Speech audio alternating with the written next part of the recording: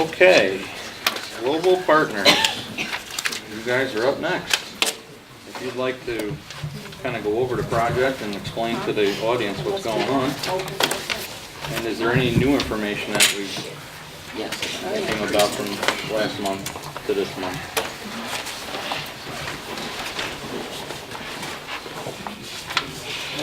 Everybody. We can't see that Can't very see it, easily. you have to put it back further. So we can see it The higher. head, or higher, the head's blocking. Thank you.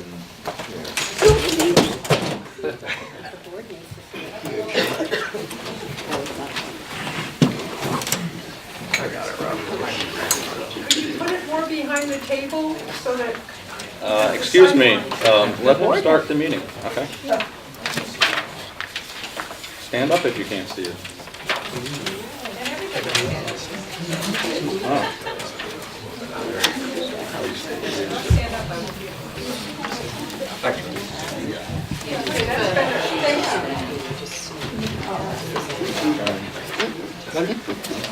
You're welcome.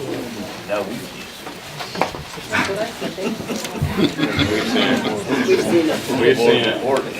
Okay. Thank you. Good evening, everybody. Chairman Schmidt, members of the board, members of the public. My name is Josh O'Connor. I'm a professional engineer in the state of New York. I work for Bowler Engineering, and we've been retained by Global Partners in the interest of proposing this project here in the town of Livingston. The site we're talking about is located at the northerly intersection of 9H and 23 and Route 9, adjacent to the existing Extra Mart to the south. The project is the site is characterized, I believe it was previously developed. There is limited impervious cover on the site. It's currently mowed and untreed. Located to the immediate west is the mobile home community, and as noted, a horse farm to the east, some undeveloped parcels to the southeast, and Bell's Pond further to the south. And then noted the Hannaford is to the south between 9 and 9A as well. The parcels that are in consideration here are currently owned by Mr. Alvarez and family through LLC. What we're proposing is the consolidation of existing parcels 3 and 4 and the lot line adjustment between the consolidated parcel and 5, also controlled by Mr. Alvarez to the north, to create what is approximately a 3.08 acre parcel for development.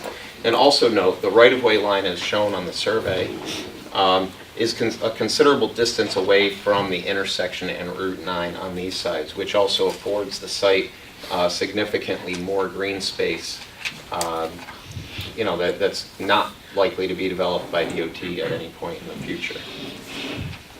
What we're proposing is what Global offers as a brand. This is a newer product for them. It's called an All Town Fresh. It's a retail convenience center that offers basically a bistro-style, cafe-style food offering. What they're proposing are local foods, things that they can source locally, and more health-conscious prepared foods. You'll still be able to buy your sodas and your Fritos if that's what you're interested in, but they'll also have the option to go in and get a ready-made, a made-to-order breakfast sandwich or wrap for lunch, and some healthy beverage options and food options. And the way they're positioned in the market is this is something that's they see, and I personally see, as a need that's very underserved for quick, convenient, healthy food. You're driving around most of the time. All you can get is a bag of nuts or chips, and this would be a great option for travelers and for residents alike.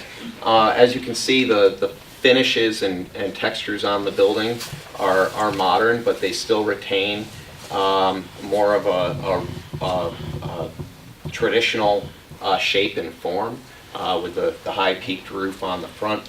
and then an outdoor seating area that's framed with some plantings in green on the outside of the building. The canopies that they're they're also offering fueling. This is not this location, pardon me. This is a kind of a prototypical drawing. But the canopies are done, it's not a heavy steel, it's architectural and a lighter look to the top of it. So it's not as visually obstructive or obtrusive as what you might have seen at a lot of fueling stations in the past. Talk a little bit about this site in particular. When we were here last, one of the changes, this is the previous render that we had, I think at our first meeting. Since then, we've added additional on-site parking, and that's depicted on this plan. To give you the general, the board and the public, the general overall here, we're proposing accesses to Route 9 and to 9H on the north, and then another access which we're designating for passenger vehicles only, not for trucks, in the immediate frontage of the facility. We've taken a really hard look at truck turning on this site, and we feel that while it would work, it's less than ideal to have those vehicles moving through that entrance. So we plan on signing that to prohibit them. The site in general is configured. We have a standard gasoline fueling canopy for passenger vehicles in the front with 16 fueling positions. That's on both sides of each dispenser. It's 8 product dispensers. The tanks for those would be located toward the front of the site. And then the parking that we're providing around the site is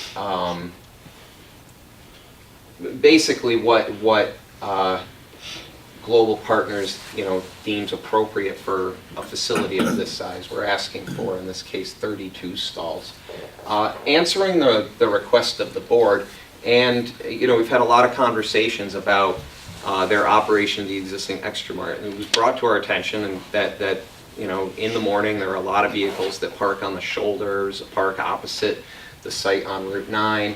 And they park there so that they can use the diner at the Bell's Pond Diner. So we've, in the interest of public safety, we're providing some of those parking stalls on the site. We haven't striped them out per se. A couple of them have striping, but it's a little bit more freeform for trucks. This is not a truck stop. It hasn't been proposed as that, and we don't anticipate it functioning that way.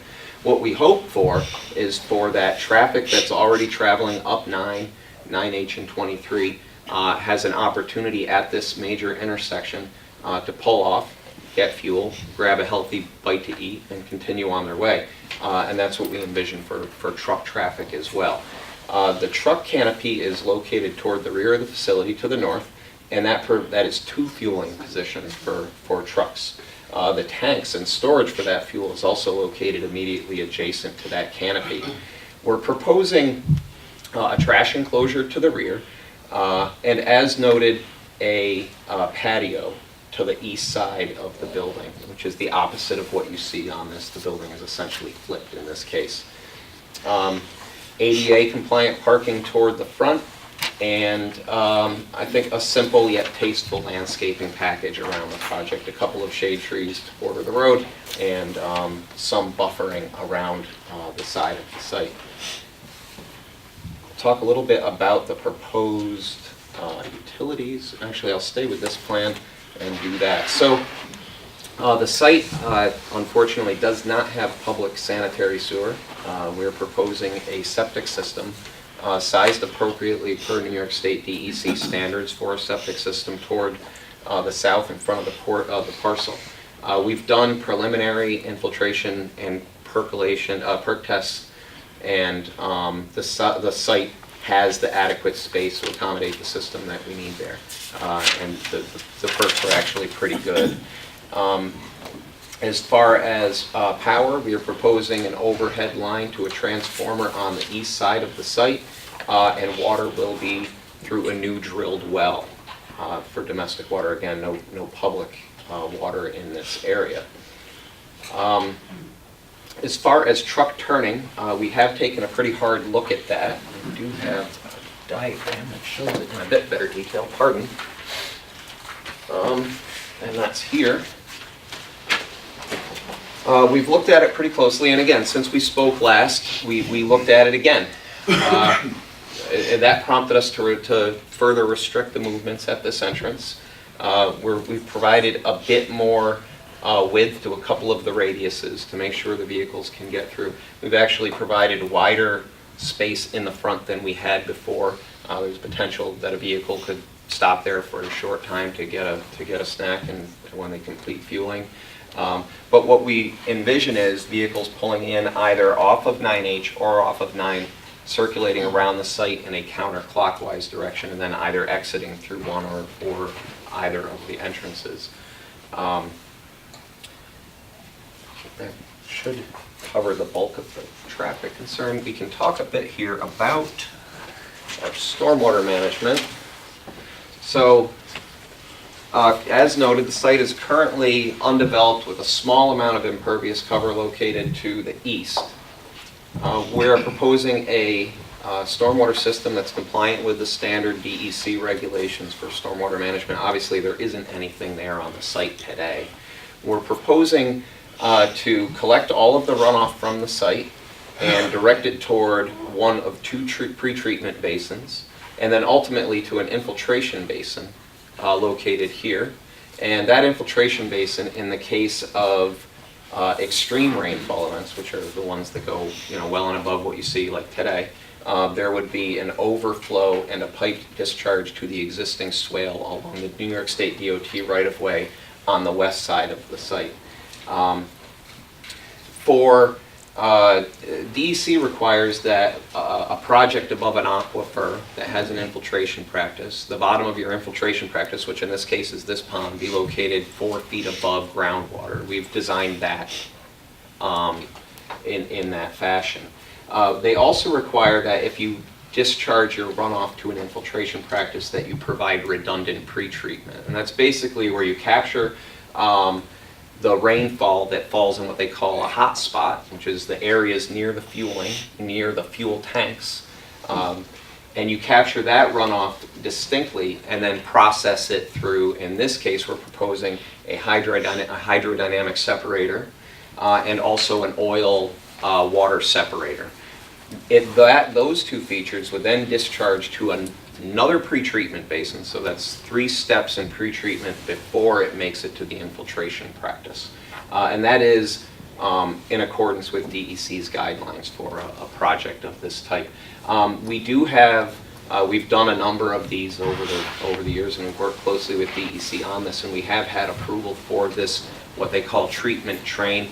We have reached out to DEC for a site-specific approval. We have a general letter, but we've asked for them to give us a site-specific letter for the exact configuration of our pretreatment in this case. We can talk a little bit about site lighting. We're proposing pole-mounted fixtures around the site to provide the required lighting. We are proposing pole-mounted fixtures near all of our entrances so that we can work to provide a safer ingress and egress for the vehicles coming and leaving the site. As I'm sure you're all familiar, when you're underneath a gas canopy, the lighting is a little bit brighter. You're working with your wallet. There are safety concerns. Not that it's super realistic in a community like this, but you have your wallet out and you're paying at the pump. You want to make sure that you can see what's going on around you, and you want to make sure you can see your car and how you're filling it. So, for that reason, as is standard in the industry, the lighting is a bit brighter underneath the building, underneath the canopies. As far as the lighting on the building, there are a couple tasteful sconces. I believe we can see on our original render. Sorry. Some gooseneck fixtures around the building, some specific lighting around the patio area, and then some downlighting under the canopies, which isn't excessive or untasteful for something like this. And emphasizing no uplighting. Where you get your light pollution on a commercial development is just, senselessly shedding light upward toward the sky. This is all downward lighting. It's also all LED in this case to be more energy efficient. We don't have, I guess one more thing to touch on is signage. We don't have a specific signage package prepared yet. Generally on a project like this, the signage vendor comes in after we get our site plan approval, and their intention would be to propose a zoning compliant signage package. But right now what we're looking at for signage is conceptual. We do have elevations as well that give you a better feel for the texture, but I think you see that on the render. So, if anyone wants to come up and take a look, you can feel free to do so at the close of our public hearing here. I think that covers the big items. I'd be happy to take any questions from the board, or if the board prefers to take, you can take the questions from the public and Well, do you guys have any questions to start with? All I think is you should clarify about the trucks. About- We're not talking pickup trucks, we're talking we big, do. the back pumps are diesel. Yes, they are. There's diesel no trucks. gas pumps back there, they're diesel, That is the case. so pickups will be used in the front. I just don't want people to think that all trucks have to go in the back. Oh, no, absolutely. As residents of Livingston, that there is considerable truck traffic on 9 and 9H. The Taconic is pretty far to the east, and the thruway is on the other side of the river.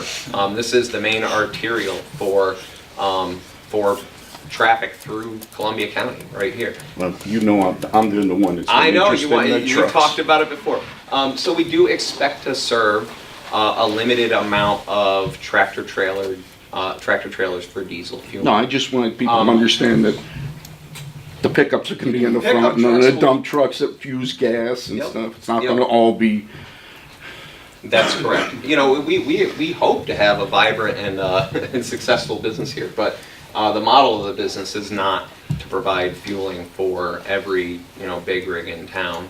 It's about redeveloping their interest in town.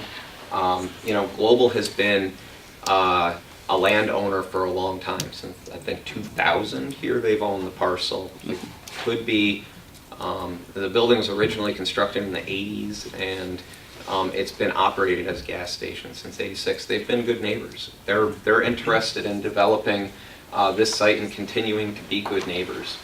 This represents a pretty significant investment in the community.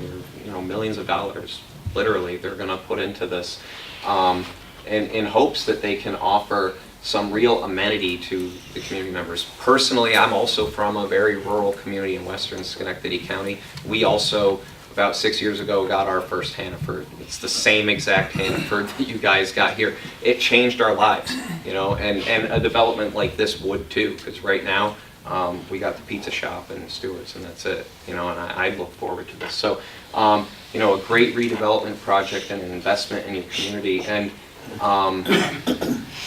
hopefully one that would be really successful for Global and allow them to continue their long-standing relationship with the community here. Josh, I think before we open up, what's the plan for the old building? Well, we don't have any finite plans. When we initiated the project, they had some ideas about what they wanted to do, but talking with the board over the course of the past few months, we've come to realize that there's an affinity that the community has for the diner there. We don't, Global at this time, and I'm reluctant to speak on any real detail, they don't have a concrete plan for what's going to happen with it. They do plan on the tanks. Removing the tanks. That's what we're as interested we in. understand it now, yes. I can't imagine they'd want to compete with themselves on the other side of the street.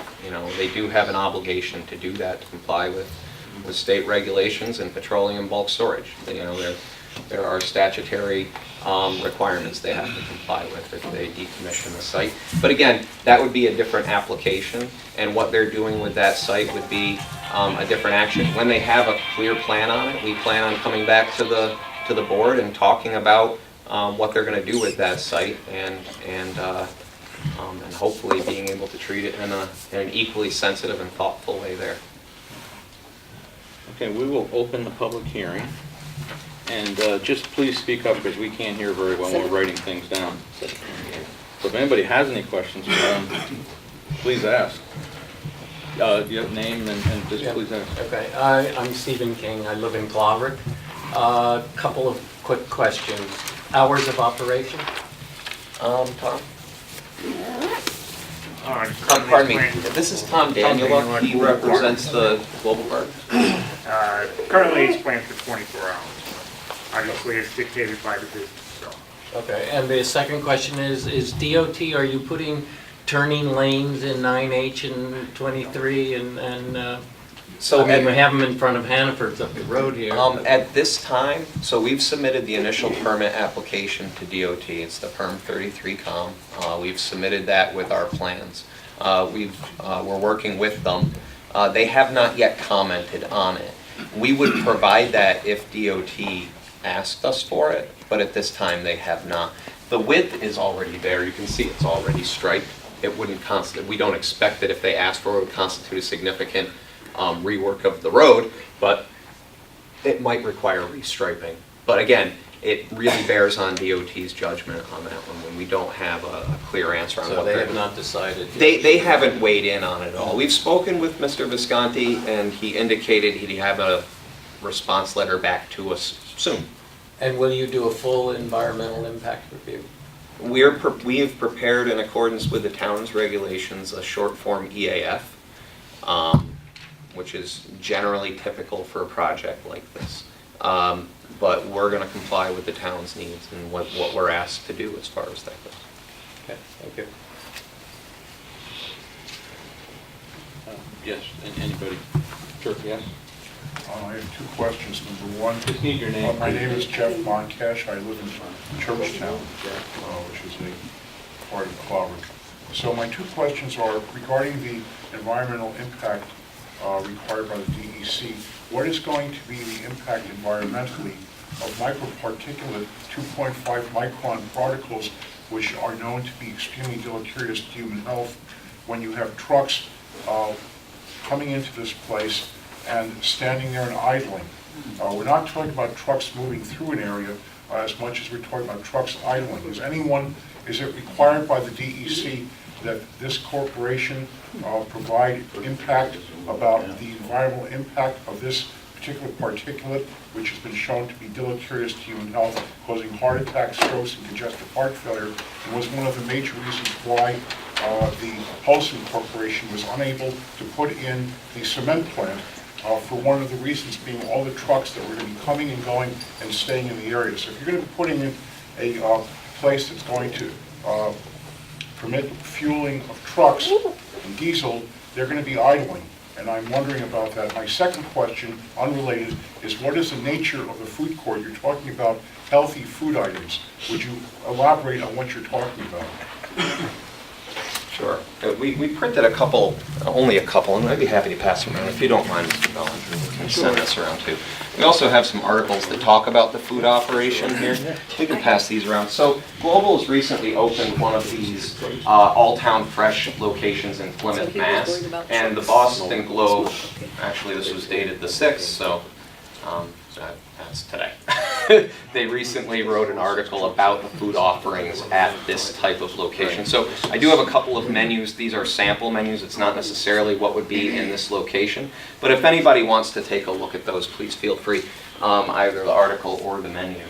But generally speaking, what they're talking about are locally sourced ingredients for healthy food options. They're not frying food. They're not you know, excessively grilling food. I think they have things like you know, like bowls and whole grain wraps and that sort of quinoa bowls and kimchi and food I like. As far as the first question related to particulate, so statewide there's a law in place that vehicles are not allowed to idle for more than 5 minutes. We do know that that happens sometimes, but that is against the law. We'd be happy to post a sign reminding transients that's not legal. That's not legal for cars or for trucks. And we hope that people don't do that.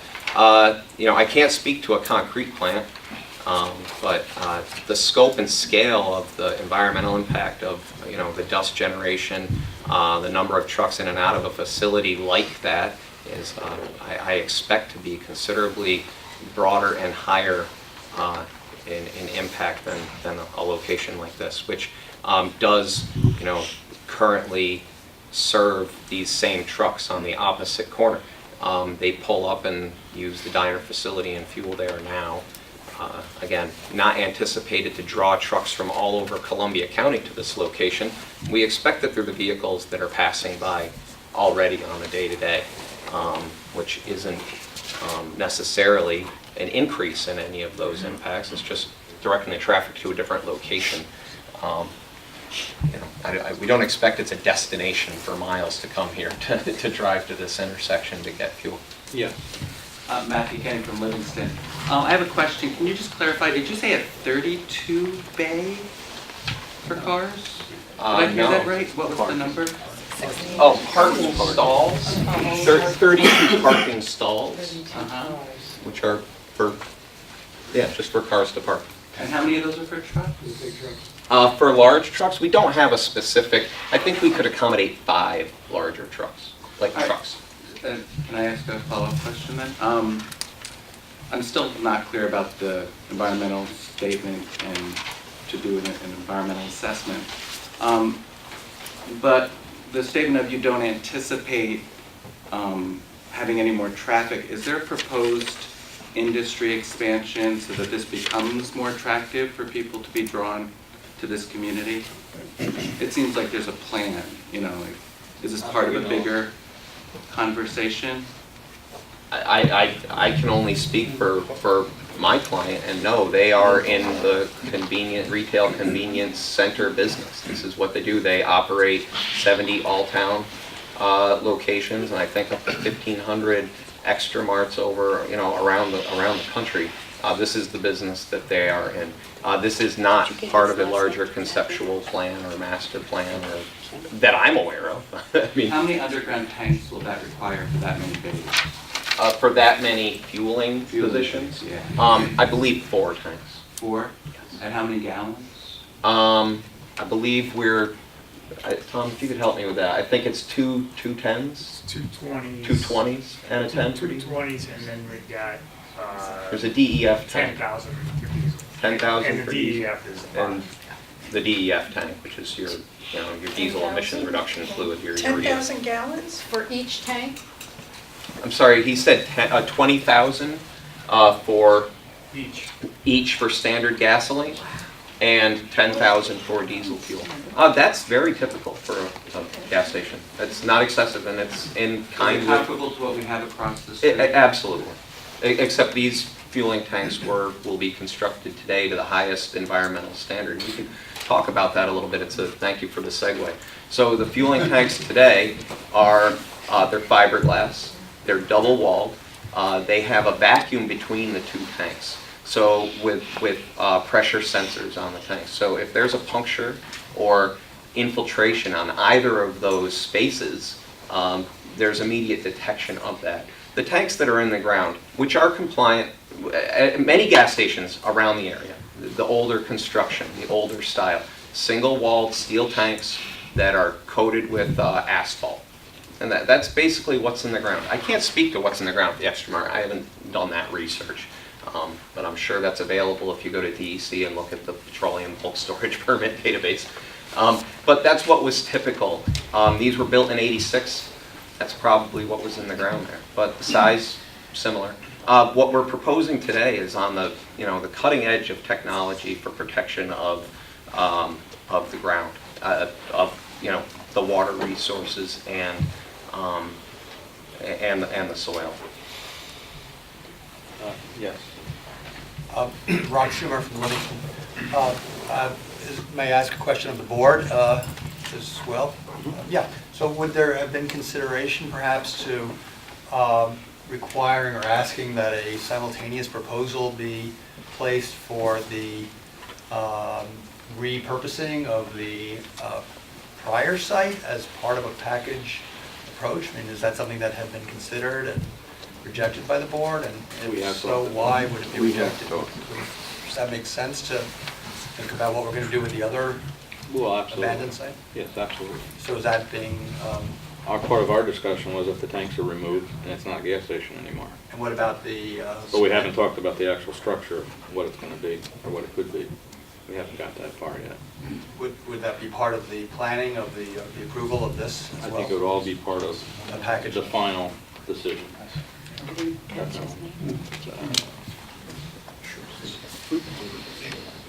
Okay, is there another question? Yeah, yes.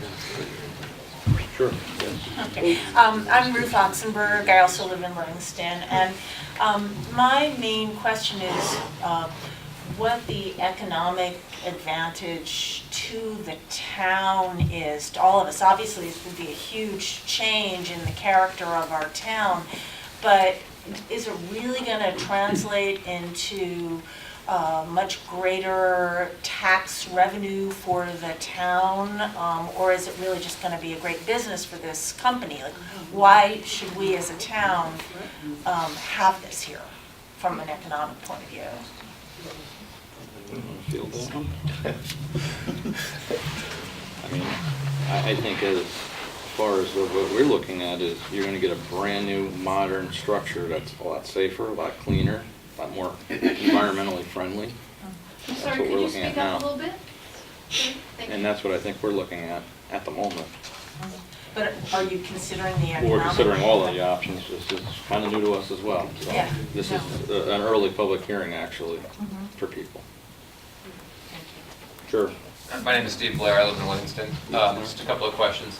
Does Global Partners install electric charging stations at their gas stations? Is that something that they're getting into the business of? They do. Trend in electric vehicles? You know, and I talked to Tom about this today. So the location in Plymouth, Mass, they have, I believe, 5 electric charging stations. It's a highly urbanized area, and people are more likely to have that type of vehicle. The industry is moving in that direction. It definitely is, and we look forward to that, to be honest with you. Will this place happen? It's not currently slated, but if the demand is there, Tom said they'd be more than happy to do that. Yeah, absolutely. My other question is, and this is more, I guess, to the planning board.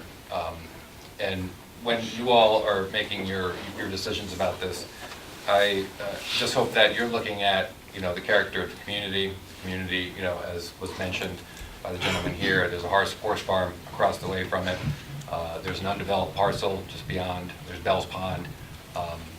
The character of Livingston looks a certain way, and that's why I choose to live here. I've always lived in Columbia County, and I love it.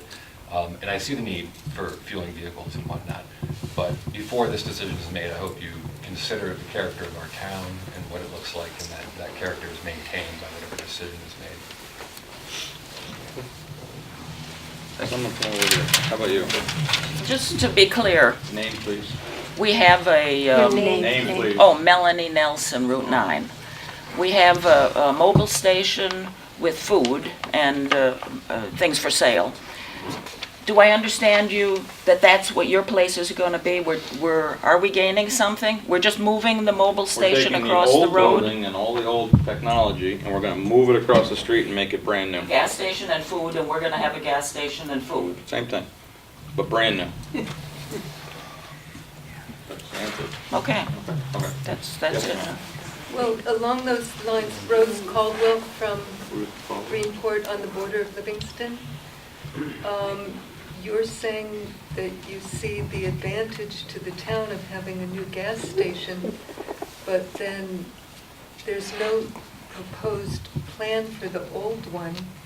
And I just think of all the poor planning that's been done in Greenport, where something new comes in, they build a newer, bigger, the old one is left vacant, and I don't really see that as an addition to the town to replace a green field with a new gas station and then have an empty gas station?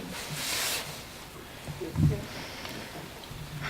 not gonna be an empty gas station, because it won't be a gas station. Yes, sir. Steve Gardner, residing in Livingston and Greenport. Just a question, is there a comparable facility somewhere around, say in Columbia County, something that approximately the same size, the same layout that could be compared to? And also I have a comment too. You mentioned that you were from rural Schenectady County and your life was changed by a facility. That's what some of us are afraid of. I appreciate that. I do appreciate that. There is a facility on the corner of Route 66 and 9H. Right, but is it Offers diesel facilities. Is it the same size and something that would be the size that could? Much smaller. I couldn't speak to specifically what's been constructed in Columbia County. I'm just asking that so that you could go, we could go to I wish I that. could give you an answer. I don't have an answer. I could do some research and find that. You know better than I do. I'm from the other side of the river, so I don't have that information offhand. But we can look into that. It would be the largest in Columbia County, second after Love's. Second after what? Love's, the interstate truck stop. Well, That's nothing like that's nothing like Lowe's. It's a 4,800 square foot, depends which Yeah. metrics you use. Ma'am, well, your name, if you're going to speak, please? Actually, I don't need to, people don't need to say their name and where they're from. Yes, you do. No, you do don't, not here. by law, you don't. Dad, you want to step in on this? Or? Yes. Carol Clark, Livingston. No, no, we're not playing it, but there are Let's move to you. procedural dollars. My name's Dale Callier, I'm from County 10. Yep. Just got a couple questions. Is there any cost incurred by the town of Livingston for any part of this project, whether the removal of the other one or this, the road changes or anything like that? In the case of any site plan application, the applicant puts up escrow for the engineering review. The applicant pays for the site plan review, pays for publications.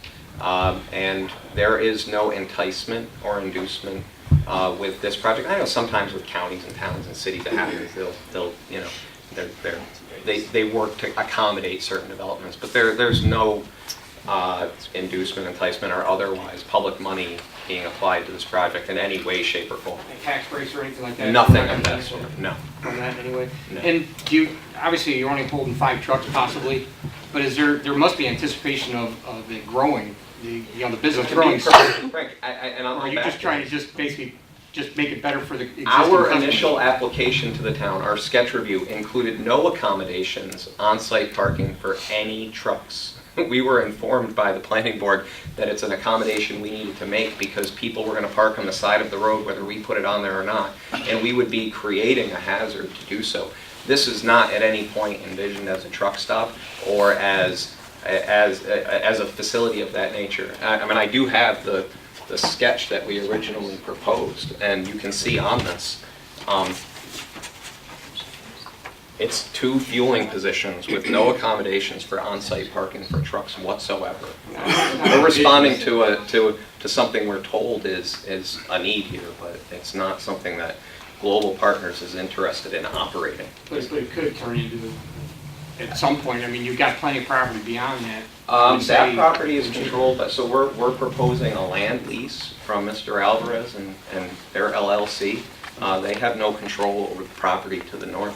I suppose Mr. Alvarez at some point in the future could sell or work another lease deal to do something else. That's obviously his privilege and right to do so as a longstanding property owner here in Livingston, but that has nothing to do with the application we have today. Okay, you in the back. Oh yeah, I'm Greg Galena from Gallatin. So is this applicant or anybody legally required to remove the tanks from the existing gas station which is across the street? State law tells them. So is anybody required to do that? Yes. Who? We're making it part of their conditions. Part of the conditions, so that's, they'll have to go pull those tanks Yeah. and all that, okay, thank you. Yep. I'm just looking for people that haven't spoken yet. I have a Ma'am, question. yes. Carol Clark, Livingston. You used the word amenity, that you would be providing amenity for Livingston. And in talking about the cafe, you said that there wouldn't be frying or grilling, or which you considered sound like, negative. But yet, these things are on the menu. So will the food be produced in a commissary outside of this and I'm area? sorry. Or will there be a kitchen here producing the food? There is a kitchen there producing it. As far as, and I'm speaking in generality as far as the focus of the food stuffs. They may have a fryer and fry some food. I'm sorry if I misled. No fryer. No fryer. Induction burner is all they use. Okay, so the food will be produced here? Yes. Using local products from our local farms? That Is is that the true? intention, absolutely, yes. That's the plan. Yes. So then, instead of having the diner that we have presently, we would be having this improved kind of cafe? That's what we believe it to be. Obviously, perception is individual and subjective, but yeah, that's what we're trying to do here, and that's the intention. Okay. Ma'am? Yes. I'm Mary Evans Livingston. I've been listening to this presentation, and I respect that you have a job to do and you're doing it in the best way you can, but I think the name of the owners, Global, is something we should all think about. For instance, when you mentioned the proximity of this proposed project to the interstate and the Taconic, that indicates to me that you don't realize the trucks are banned from the Taconic. There's a lot of very special things about this place that are not a cookie cutter, and it's the scale of this thing that confounds me. You own a property. Why don't you rehab the property you have? Put in the modern new building. Add, in accordance with the Planning Commission, add a few gas tanks. Rehab what you have. The diner is very popular. We don't need quinoas there. It works. So why doesn't this company rehab what they have, make it modern, make it better? Why does it have to be so gargantuan, out of scale for Livingston, in contradiction of the planning? We get together and make visions and values of what our communities look like, and that is not what Livingston looks like. We have diesel, we have gas, we have a wonderful place to eat that uses local food. Anything from the 80s can be rehabbed. You'll still make money, and you'll work within the spirit of Livingston. But Global Partners doesn't care about Livingston, because if they did, they would rehab what they have, make money, and move on. Maybe they'd make more money if they had 16 gas tanks, although I question, you never see gas stations full around here. Why this gargantuan scale? Particularly when there's aquifers under 82, why do a superficial environmental review? If Global Partners cares about Livingston, why not make sure we're not threatening the water in all our surrounding communities? Global needs to think local. Thank you.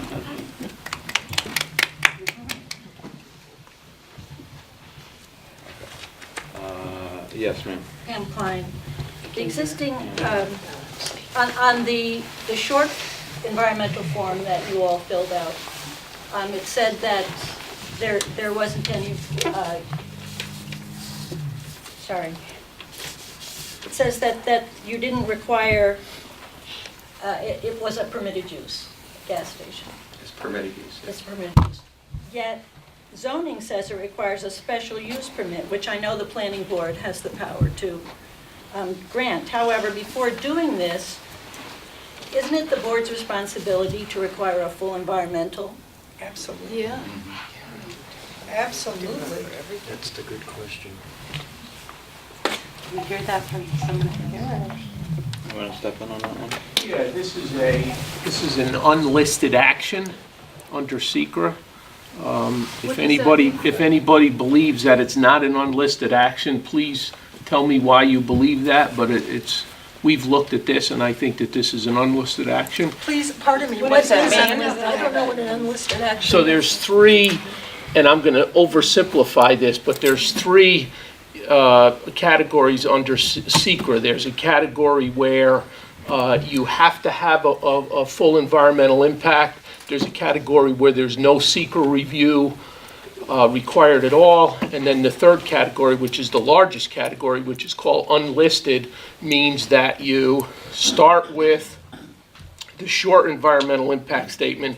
If there are potential impacts that are identified, then the board can go and require the full environmental impact statement. So we are towards the beginning of the process here. We are accumulating information. We're listening to all of your comments. I'm taking minutes. Ryan is our engineer. Ryan's taking minutes. The board is listening. We're going to address, and the applicant is going to have to address all of your comments, and we're going to be fully in compliant with SECRA. And if it's necessary, What was SECRA again? SECRA is State Environmental Quality Review Act. Thank you. Sure. And at this point, there is no full environmental impact that's required. If at some point in time the board decides that a full environmental impact is required, then it will require one. But we're proceeding fully in compliance with SECRA, and at this point in time, there's no the need or the requirement for a full environmental impact has not been identified. Doesn't the proposal affect drainage flow and patterns of surface water, though? We're gathering information, ma'am, and we're going to be, the engineer is going to be advising us, and we're going to do the best we can. And if environmental impacts are identified, we'll have to act accordingly and act in compliance with the law. But how will you know that there are impacts unless you're doing a full-scale environmental study? Just because they say no, there's no impact on this short form, doesn't mean that that's the truth. We are listening to you. We're listening to you collectively, and you've identified some potential environmental impacts, and we're going to have to look into those. And if we require more information from the applicant's going to have to give that to us. So we're in the information gathering part of the process. And from what I understand, the stormwater discharges into an unnamed tributary, which discharges into Mud Creek, which ultimately discharges into the Hudson River. Oh, great. As does all stormwater runoff in Columbia County. That's right. So that's why it should be a concern. It's the same level. I'm sorry. That when we go through the short form, we identify using strict performance criteria whether or not there are impacts that are associated with that. The state provides. When it comes to the environment, you should measure twice and cut once. I didn't see that on the short form, though. I didn't sorry? see that there were any impacts on the short form. Well, as far as what's qualified and the performance criteria by the state of New York, to the best of our knowledge, we've accurately filled out that form. Wow. Right, and again, this is on the back end. We've prepared a full stormwater pollution prevention plan and a stormwater management report that Ryan's had the opportunity to look at. What we're talking about for stormwater management facilities are designed. They're designed per state and federal standards for managing discharge. Because it's a gas station, the level of care, the level we design for, the rates of runoff we design for are much higher than it would be for a standard development. And we're right in line with the requirements. And I believe in this case, so that as far as stormwater runoff goes, without getting overly technical, we're compelled by the state government and the federal government to not discharge water at a higher rate than the existing condition. And we're compelled to discharge it along the same drainage path as the existing condition. We are allowed to reduce the rate of runoff, and that's desirable because it decreases erosion downstream. In all cases in this project, runoff is reduced, the rate of discharge, the peak flow is discharged, and we exceed the standard that the state has imposed for us as far as the quality of the runoff required. We're over-treating. The pond is larger than the infiltration pond is larger than it needs to be for a site of this sort. And that said, I'm in the business of developing parcels of this nature. Global is obviously in the business of doing this. These standards are very typical. We know that what we're doing, in a very, in a broad sense, complies with the regulations. This is our business. And to be perfectly frank, Global has no interest in contaminating your drinking water. They want to be a good neighbor. No, but the land on which this proposed gas station is surrounded by wetlands, and so that's not always the cookie cutter format perhaps you're presenting. And the master plan for Livingston clearly states that the siting of commercial facilities which handle toxic or hazardous substances should be kept away from all aquifers, recharge areas, and well sites. And this is sitting on a major aquifer, surrounded by wetlands, across the road from the largest surface body of water in the town of Livingston, 60 acres, Bell's Pond. Understood. Yes, hi. So piggybacking on that information, I'm just curious to understand, when do you reach critical mass in terms of changing the CEQA category from uncategorized? Short form versus long form. Yeah, at what point do you hit critical mass? I'm hearing a lot of information. That's a good question. That's in the zoning law, and when you have, and I don't have it memorized, you can look at it, and it goes by square footage. It goes by square footage of the site. The acreage. It goes by there are numbers. And the critical mass has been developed by what the critical mass has been developed by New York State. So if you go to the SECRA regs, it will tell you in there what size facilities are type 1 and require full environmental impact. But what I understood from before was that you're listening to everyone here to determine whether this needs to be taken out of uncategorized into a more full disclosure situation. So at what point do we reach critical mass where that might happen? Good question. The other way it happens is if there's a potential significant environmental impact. Right. If the board identifies a significant... Nothing changes on this, and this is general secret law. This has got, disregarding this project, this is across the state of New York. Nothing changes the category of a project from type 1, type 2, or unlisted. That's a hard number that the state has cooked up. Commercial development exceeding X square foot is a type 1. Residential development exceeding X square footage and X number of residents is a type 1. So nothing changes that. What can be changed, and this happens in communities all over the state, is when you have an unlisted action, as the board, the town, and even the applicant have the option to require a harder look, and that would be where you go from the short environmental assessment form to the long form. So I guess that's what my question Understood. is to members of the board who are making that call, which seems like a crucial call. At what point are you reaching critical mass in that decision? How much do you need to hear before you decide that this needs to be a long-form investigation? We're accumulating information now. Yeah, I'm just asking about the critical mass tipping point from one category. We don't. This is only the second meeting. This is the second meeting we've had, and we're inviting the public in on the second meeting we've had. So there's a lot more meetings to go. We have the state we have to meet up with, we're gonna hear them. I'm gonna take 2 more questions from you, and then we're gonna stop for tonight. Because you haven't spoken, nor have you. So you go first. Does anyone in the room know if the current existing Bell's Pond gas, diesel, extra mart meet the requirements for runoff? And absolutely not. Because that's, it absolutely to me, does not. The regulations that we're working with today were developed in 2002 and were improved and developed over the years since 2002. Any development in the state of New York that occurred before 2002 was not subject to any stormwater regs. It allowed you full, unmitigated discharge off your site. And that's what's going on at Bell's Pond. And that is the current now. condition. It's a question of size.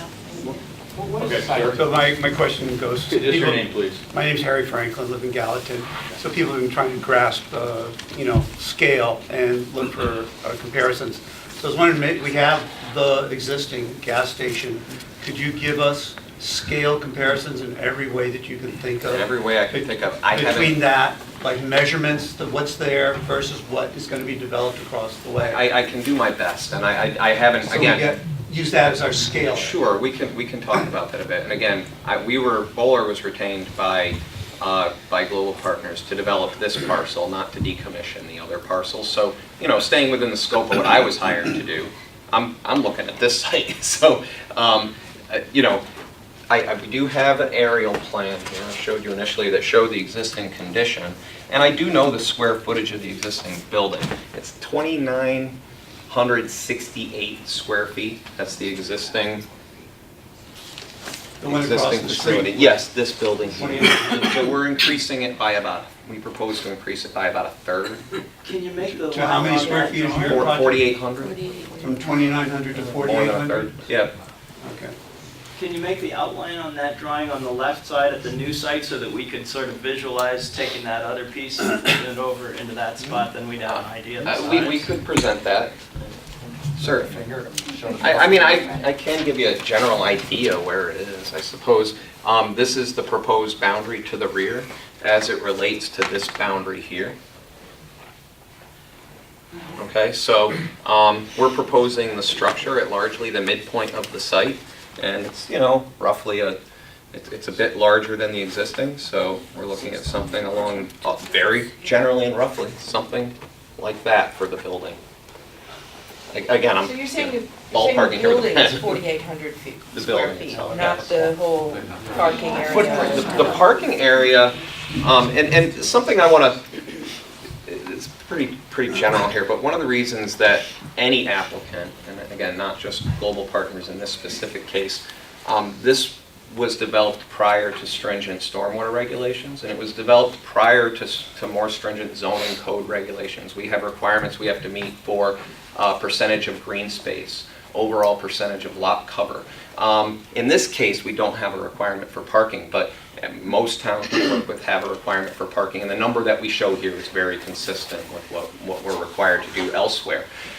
So the scale of the building drives, the size of the building drives the number of parking stalls that you need. You then have to develop the circulation to make it work. You have to have DOT compliant entrances. This is, long and short, this parcel is not redevelopable per the town zoning code or per state standard.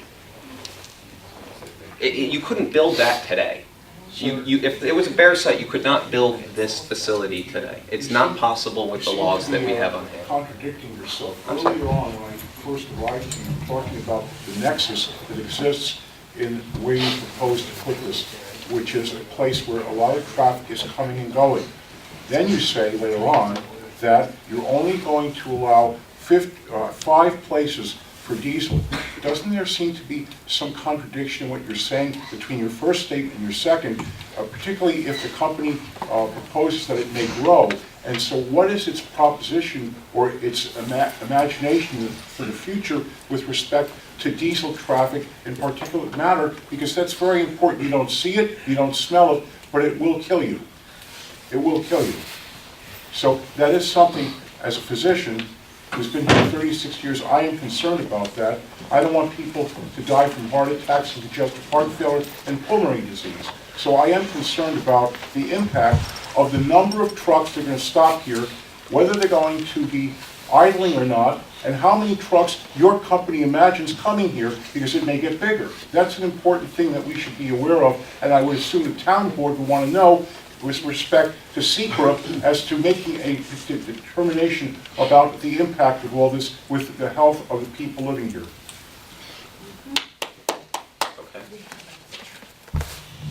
Okay, we are going to end the public comment for now, and we'll pick it up next month. Bill, can I just make 8:06. just one request? No, I'm sorry, no.